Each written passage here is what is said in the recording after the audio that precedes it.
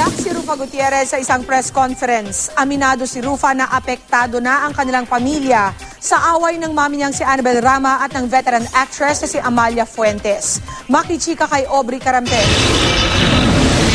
Hindi na napigilan maluha ni Rufa Gutierrez na umpatin ng press ang isyong hidwaan ng kanyang ina na si Annabel Rama at ni Amalia Fuentes. Nagsimula ang alitan nang dumating si Annabel sa burol ng asawa ni Amalia nang nakasuot ng matingkad na kulay. Minasama ito ni Amalia at sinabing pambabastos daw ito sa kanyang yumaong asawa.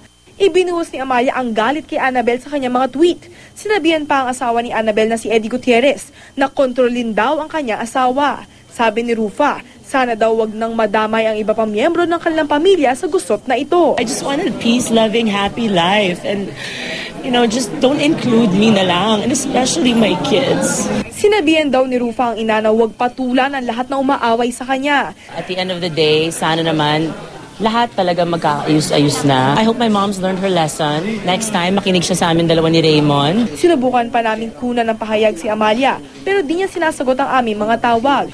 Wala na rin bagong tweet ang veteran actress tungkol sa issue mula pa noong Holy Week. Katatibayan updated sa showbiz happenings.